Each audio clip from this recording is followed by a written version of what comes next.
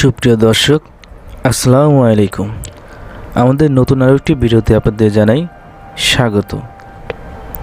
আজ আমরা জানব পাবনা জেলার সুজানগর উপজেলার দুলাই গ্রামে অবস্থিত আজিম চৌধুরীর বাড়ির এর ইতিহাস। দুলাই গ্রামে অবস্থিত আজিম চৌধুরীর বাড়ি বেশ পুরনো।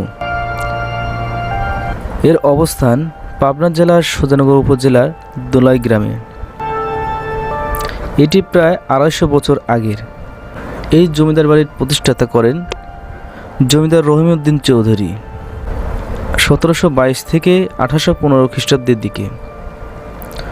রহিম চৌধুরীর পিতা শরীফউদ্দিন সরকার ১৮ শতকের মধ্যে এশিয়ার সমরখন্দ থেকে বাংলায় আসেন এবং দুলাইয়ে বসতি স্থাপন করেন।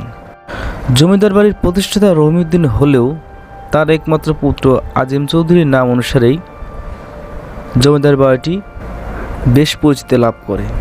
আজিম চৌধুরীর আমলেই জমিদারির চরম উৎকর্ষতা সাধিত হয় এবং বাড়িটি তার নাম অনুসারে বেশ পরিচিতি লাভ করে।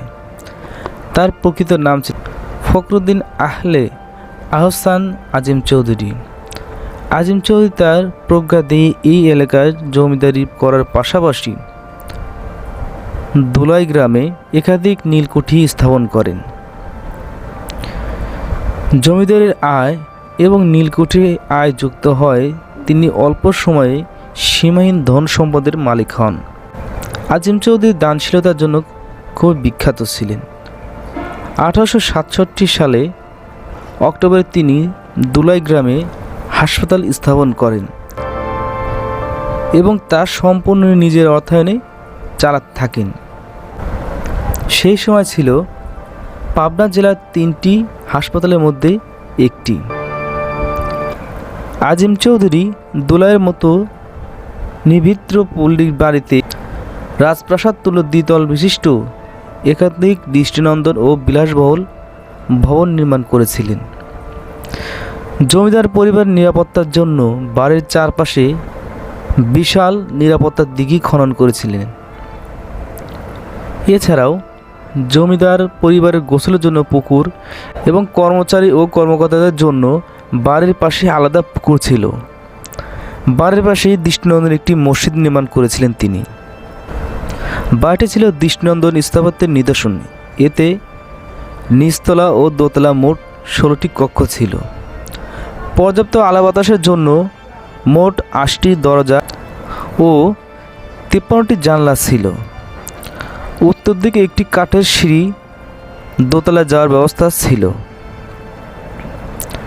আজিম চৌধুরীর ৪ স্ত্রীর মধ্যে তৃতীয় ও চতুর্থ স্ত্রী গর্ভে আহমেদ জান চৌধুরী ও হায়দার জান চৌধুরী নামে ২ পুত্র সন্তান জন্মগ্রহণ করেন। আহমেদ জান চৌধুরী অল্প বয়সে মারা গেলেও তার পুত্র রহমত জান চৌধুরী জমিদারির উত্তরাধিকারী হন।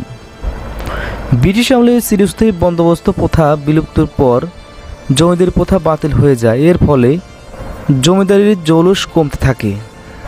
জমিদারি প্রথা বিলুপ্তির পর আজিম চৌধুরীর বংশধরদের মধ্যে বিরোধের কারণে দীর্ঘদিনটি বাড়িটি পরিত্যক্ত ছিল এবং অনেক মূল্যবান জিনিস লুট হয়ে যায়। এরপরে আইনি লড়াইয়ের ফলে ১৯৯৪ সালে উত্তরাধিকার ফিরে পেলেও সংস্কারের উদ্যোগ নেওয়া হয়নি। বর্তমানে ঐতিহ্যবাহী এই বাড়িটি সংস্কার ও সংরক্ষণের অভাবে ধ্বংসস্তূপে পরিণত হয়েছে। এর পুরনো জৌলুস অনেকটা হারিয়ে গেছে, যদিও এখনও ইতিহাসের নীরব সাক্ষী হয়ে দাঁড়িয়ে আছে এই বাড়িটি। তো দর্শক বন্ধুরা, ভিডিওটি ভালো লাগলে লাইক কমেন্ট করুন এবং আমাদের চ্যানেলে নতুন হয়ে থাকলে চ্যানেলটিকে সাবস্ক্রাইব করুন। ধন্যবাদ।